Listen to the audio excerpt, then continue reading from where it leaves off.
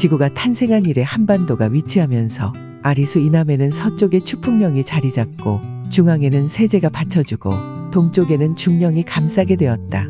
이들 세 개의 고개길은 수많은 애환을 간직한 역마루이다. 그 중심에 있는 세제는 문희경서라는 아름다운 사자성어를 만들어내기도 했다. 세제가 위치하고 있는 문경은 산수가 아름다운 명승의 고장이다. 또한 문경은 세제를 중심으로 서쪽은 이화령이고 중앙은 세제이며 동쪽은 신라시대 계림령이라 불리든 하늘제가 자리하고 있기도 하다. 그러하니 산들의 고장이다.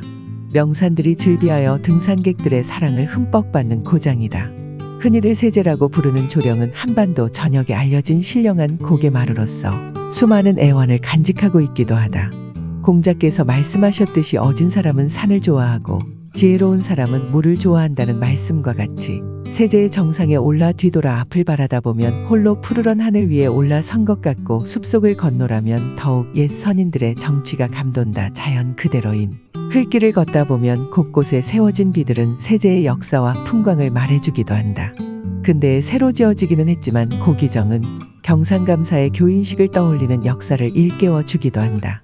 교기정 현판도 도로변 쪽의 글씨는 김계한 씨의 글씨이고 산 쪽의 글씨는 서예가 용곡 조용철 씨의 작품인데 두 사람 모두 고인이 되었으니 그 또한 역사가 되었다. 사람 살아가는 세상이 그 얼마나 짧은가. 신묘한 대자연은 평생 보아도 모두 볼 수 없으니 말이다. 말끔히 정돈된 산길에서 끝없이 이어지는 산등성이는 한없이 엄중하기만 하다. 봄바람에 애무로 나무들은 호련히 가지를 뻗고 잎을 토하며 개울은 홀로 졸졸 흐르고 있다. 눈에 와닿는 모든 것들은 흠모의 마음이 저절로 일기도 한다. 청년 시절부터 절친들과 함께 주말마다 찾던 곳이 아니던가. 운명에 저항하는 사람도 현재의 삶에 불평하는 사람도 아니다. 때때로 자신과의 의견 차이를 다툴 뿐이다. 정신은 자유롭고 양심적인 생활을 갈구하지만 몸은 오히려 명분과 이익의 틈바구니에서 다람쥐 쳇바퀴 돌듯 지내고 있는 것이 사실이다. 자연의 산수는 사실이고 문자는 허구와 환상에 지나지 않는다고 어느 사람은 말하기도 했다. 사람이란 하늘의 뜻에 순종하고 만물이 변화하는 자연법칙에 따라 살아갈 수밖에 없는 것이다. 그래서 순천자는 흥하고 역천자는 망한다고 하지 않았겠는가. 모든 것은 자연에 맡기고 자연스러운 즐거움을 느끼면서 누린다면 삶에 있어 무엇을 두려워하겠는가. 세제를 걷다 보면 높고 웅장한 산세는 이 봉우리와 저 봉우리가 맞닿으면서 좌측은 조령산이요 우측은 주울산이다. 주울산은 옛부터 영산이라고 말하여 왔다. 세제의 정상마루에 이르면 옹달샘에서 흘러내리는 실개천은 초점에 이르러 낙동강 시발점이라고도 한다. 좌측의 조령산은 이화령으로 이어져 백화산에 이른다. 백화산에서 추풍령으로 지리산에 연결된다. 6.25 전후 지리산 궁비들 특히 이현산 부대의 북상 또는 남하 루트로 활용되기도 했다. 세제는 험준하고 가파른 절벽과 병풍처럼 넓고 큰 산봉우리들이 첩첩이 이어져 천년의 장벽을 만들어 하늘을 가리고 있다. 물 위에 부평초처럼 물결치는 대로 이리저리 표류하는 삶 속에서 사람들은 얼마나 많은 세속적 즐거움을 누릴 수 있을까? 번뇌와 우수로 시간을 낭비할 이유는 무엇이란 말인가? 세제는 대자연이 스스로에게 준 후원이나 다름없는 곳이다. 풀 한 포기 나무 한 그루가 모두 그림 속의 경치요 돌바위 하나 물 한 줄기 모두가 등산객들을 감동시킨다. 근래 만들어졌지만 제2관문인 조곡관 직전의 인공폭포는 처음 찾는 사람들의 탄성을 자아내기도 한다. 조곡관 현판 글씨는 서봉 이동영 선생의 글씨이기도 하다. 뿐만 아니라 조곡관과 조곡교 중수도 서봉 선생의 사비로 이루어졌다. 인공폭포 밑에 물레방아는 옛날을 회상시켜주는 교훈을 지녔으며 바로 그 밑에 로변에 우뚝 서있는 산불조심 이란 석비는 오늘날의 대형 산불을 예고한 듯하다. 길손들의 마음을 깨우쳐주는 교훈비이기도 하다. 지구 탄생시 그대로의 길세제의 흘길은 수많은 등산객들의 사랑을 받으면서 맨발로 걷는 남녀노소들에게 또 다른 상큼한 추억을 만들어주기도 한다. 5.16 군사혁명의 지도자였던 박정희 최고회의 의장이 청년 시절 대구사범학교를 졸업하고 초임 발령을 받아 일제시절 근무하던 문경초등학교를 방문한다면서 세제로 넘어오겠다는 정보를 입수한 문경군청에서는 세제기를 포장하려고 급작스럽게 준비 중인 것을 경찰 정보를 통해 상황을 파악한 박정희 의장은 당시 정일권 국무총리에게 긴급 지시를 내려 훈령으로 포장을 못하도록 하기도 했었다. 박정희 최고회의 의장은 교사 시절 세제를 걷기도 했고 진남교의 강에서 수영도 즐겼다는 후일담도 있었다. 세제는 바람, 돌, 바위, 풀과 꽃, 물 그리고 나무. 이 많은 대자연의 변화하는 모습은 필설로는 표현이 불가능할 수밖에 없다. 세제는 생명과 자연을 사랑하는 천하인의 세제인 것이다. 인생 80여 년이 순식간에 흘러가서 얼굴에는 생기가 사라지고 머리카락은 백발이 되었다. 청년 시절 걷고 또 걷던 세제 이것만 노인이 된 몸으로 걸어보니 새롭기만 하다. 하지만 지금도 남녀노소 불문하고 발걸음이 끊이지 않는 천하의 세제이고 보니 그립기만 했단다. 젊은 날에 장대했던 꿈들은 저 하늘 높이 떠서 흘러가는 구름과 같은 것이 얻는 것을 새삼스럽게 느껴도 본다. 보통 사람들의 몸부림과 모든 노력이 결국은 한 줌의 먼지와 티끌이 되어 역사라는 잿더미 속에 파묻히고 후세 사람들의 개탄 속에 잊혀질 것이 아닌가.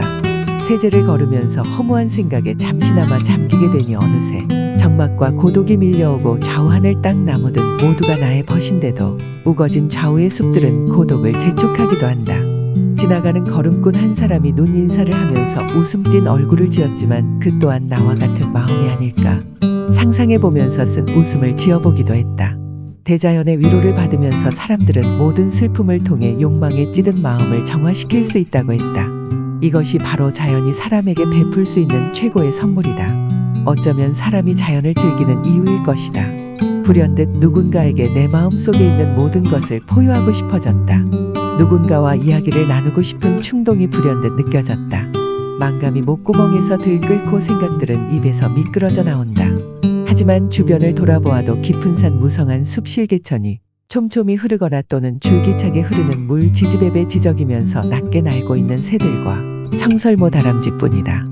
앞뒤로 오가는 객들이 있기는 하지만 정담을 나눌 수 없는 생명부지의 사람들뿐이다. 함께했던 옛 친구들은 노쇠하였다는 핑계로 함께하지 못하니 안타깝고 서글프기만 하다. 이때서야 나는 홀로 걷고 있다는 천하의 외로움을 깨닫기도 했다. 그렇지만 한순간 천지만물이 모두 나의 벗이란 것도 뒤늦게 느끼기도 했다. 제3관문인 조령관이 보이기 시작했다.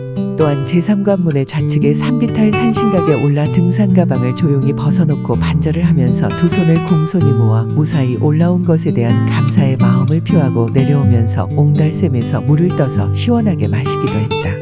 해갈이 되니 속이 탁 트이는 듯 했다. 제3관문인 조령관의 정상에서 충청북도 괴산군 땅을 별 생각 없이 바라보다가 돌아와 들마루에 앉아 오던 길을 바라보면서 늘상하는 버릇대로 두리번 그리면서 아름드리 전나무들이 그늘을 만들고 뜨받쳐 불어오는 산바람은 가슴을 후련하게 만들었다. 왼쪽 산자락에는 주막이 있다. 친구와 함께라면 산나물 부침개와 탁주 한 사발하면 천하일미가 되련만 혼자이니 입맛만 다시는 것으로 대신하고 말았다. 맑은 하늘 아래 아지랑이가 하늘하늘 피어올랐다. 산수 자연이 사람보다 더 아름답다고 굳이 표현하고 싶지는 않다 하지만 자연이 뽐내는 아름다움 역시 사람의 마음을 깊게 감동시키는 것은 느껴보지 않은 사람은 경험에 따라 자연의 위대함, 산들의 심오함, 그리고 사람에게 주는 영향들이 얼마인지를 가늠할 수가 인생 80을 넘어선 지금도 오리무중이다. 우리 국민 모두에게 자연에서 배우는 지혜를 권하고 싶다. 세제를 걷다 보면 이름 모를 야생화가 각양각색의 들풀 사이에서 별처럼 찬란히 빛나고 꽃들의 향기는 코를 자극하기도 한다.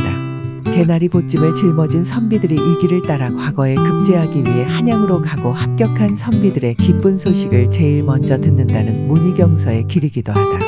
세제는 하늘의 섭리에 따라 묵묵히 답할 뿐 사람의 생각을 따르지 않는다.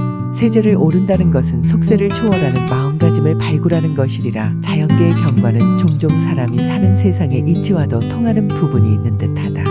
사람이 살아가는 것은 항상 변하지만 천지자연은 변함이 없다. 이윽고 구름이 뭉게뭉게 모여 운해를 이루더니 산 중턱까지 모두 삼켜버렸다. 푸른 산과 구름은 한 빛깔이 되고 더 이상 나눌 수 없는 일체가 되고 말았다.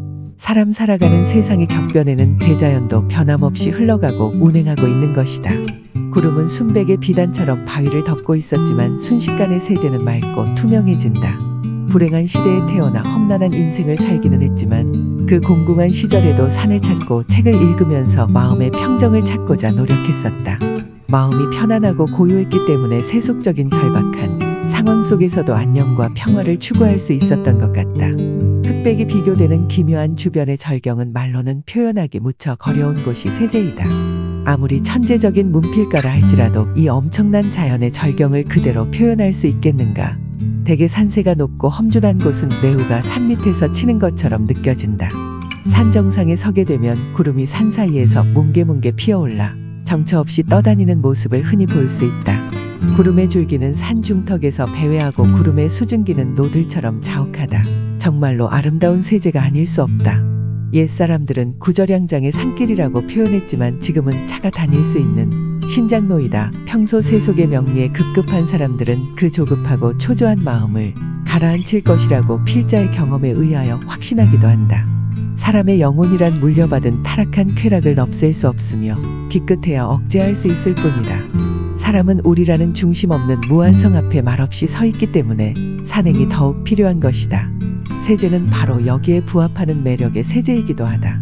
세제가 있기에 문경시민은 아니 대한민국 국민은 더욱 행복하다 할 것이다. 아, 천하의 세제여. 영원히 또 영원하리라.